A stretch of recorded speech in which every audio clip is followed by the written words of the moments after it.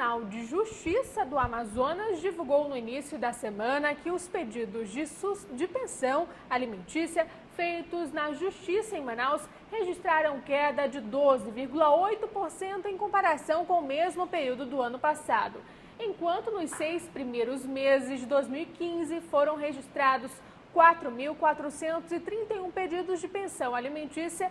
No primeiro semestre de 2016 foram notificados 3.862. E hoje nós estamos recebendo mais uma vez o nosso articulista do dia, o advogado Alberto da Almeida. Seja bem-vindo, boa noite, para explicar um pouquinho mais a respeito desse benefício, né, Alberto? Boa noite, Nádia, boa noite a todos assistindo. Nós temos 2 fatores que contribuíram para a queda. Um deles é a conscientização. Eu acho que para momentos como esse que nós estamos tendo agora, ajuda a conscientizar ao pai, ao homem que está nos assistindo, ou à mãe também, para que possa prestar esse alimento, né? Não apenas dinheiro, mas também a contribuição afetiva, que essa é uma grande importância. Outro fator que colaborou foi com a mudança do Código de Processo Civil.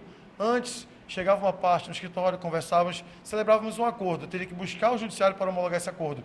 Hoje, com a mudança no Código de Processo Civil, não há mais necessidade. O próprio acordo já pode diretamente, não sendo cumprido, nós podemos executar. Então, isso diminuiu significativamente o número de demandas jurídicas. Eu acho importante a gente primeiro fazer uma introdução sobre esse benefício. O que é a pensão alimentícia, que muitas pessoas fazem em relação com o alimento, que é somente isso, né? Mas vai além disso. Você falou bem agora, né? Então, não é só aquele alimento, né, no singular, mas são os alimentos, ela vai mais além. Também comer, claro, mas essa comida não é só a fome da comida da criança, mas é a fome pelo esporte, a necessidade, e vamos chamar de fome também pelo conhecimento. Então a criança precisa estudar, a criança precisa comer, a criança precisa de lazer, precisa de cultura. Então os alimentos, eles abrangem tudo isso. E aí aquele pai que dói muito quando a mãe chega ao escritório, diz, olha, ele pediu para sair do emprego só para não pagar a pensão alimentícia. E isso, durante algum tempo, vamos desmistificar.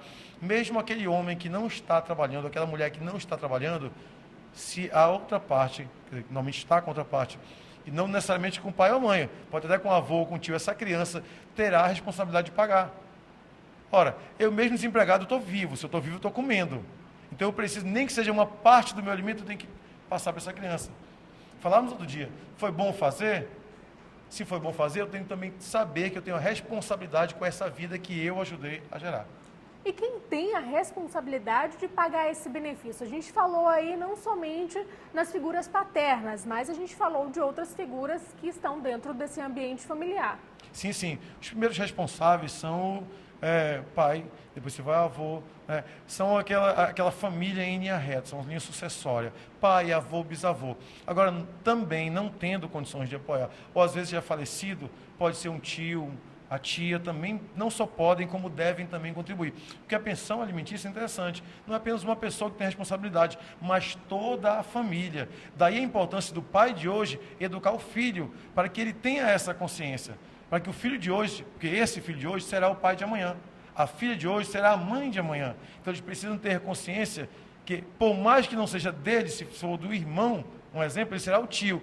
Esse tio também terá responsabilidade. Então a família toda precisa ter consciência do que vem a ser essa pensão alimentícia e mais, do que vem a ser o amor familiar.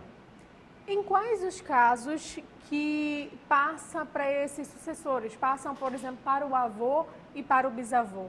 Quando o pai não tem condições de pagar? Também. Às vezes o pai está enfermo, mesmo desempregado, ele também ajuda, mas não tem tanta condição. Então a criança precisa comer. A justiça, nós usamos assim, ela é cega, né?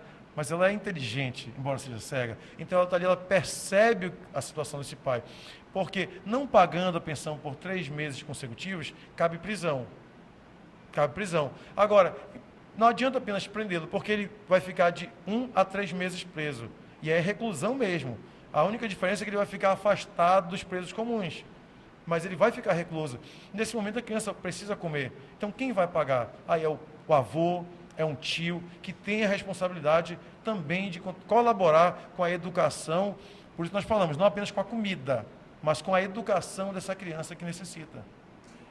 Até que idade é possível esse beneficiário receber esse auxílio, por exemplo? Muitas pessoas têm dúvida. Algumas falam que são com 18 anos, que são com 24, 25 anos. O que acontece nesses casos? Pois é. E aí, estão certas e ainda vai além. Tem crianças, hoje crianças, mas até adultos receberão. Então, a via de regra, desde antes de nascer, por quê? Porque nós temos hoje o alimento gravídico. Pós-nascimento, essa criança tem direito, criança que até 12 anos incompleto, depois passa a ser adolescente. Então, até os 18 anos incompleto, que é adolescente. Ah, mas completou 18 e atingiu a maioridade. Pode sim, se for universitário, terá o direito até os 24 anos. E hoje já é pacífico. Entretanto, se sofrer uma enfermidade, se essa criança tiver alguma deficiência, ela poderá, não apenas até os 24, mas por toda a vida, receber essa pensão alimentícia. E uma pergunta que não quer calar: como é calculado o valor desse benefício? Varia, por exemplo, de família para família? Sim, e a idade da criança também, do beneficiário? Tanto idade, como também a situação social dos pais, dos avós, de toda a família. Você imagina quem ganha 15, 20 mil reais. Não dá para nós termos o mesmo cálculo de quem às vezes o pai ganha apenas 800 reais, 900 reais. 900, o salário mínimo, quase 900 reais. Então, e aí não tem, olha só, interessante dizer, o reajuste ele acompanha os índices também nacionais.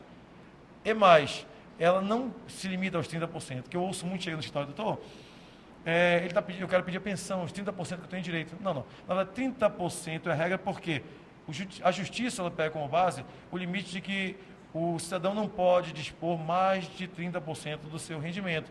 Entretanto, nós estamos falando de vida. E aí, é um filho? São 2 filhos, são 3 filhos, às vezes 2 filhos com a primeira mulher, ele separou, casou, novamente tem mais 2 filhos. Então, hoje pode chegar, claro, de forma excepcional, até 50%, dificilmente passa, então até 50% pode. Agora, pode ser apenas 10, 12, 15%, apenas um filho. Hoje, no Amazonas, nós temos visto muito 17%, 18%, às vezes 20%, tem sido a média deferida para apenas um filho no Amazonas. Então, muito obrigada pela sua participação e a gente se encontra na terça-feira que vem. Eu que agradeço, um grande prazer, né? Espero ter podido tirar as dúvidas, né? Quem tiver uma dúvida pode mandar aqui para o Facebook da Mansart, que durante a semana teremos um prazer em responder para você. Grande abraço. Mais uma vez e até a próxima. E ainda hoje, Sem Roteiro estreia na programação da Amazon 7. Mais detalhes em alguns instantes nós voltamos já.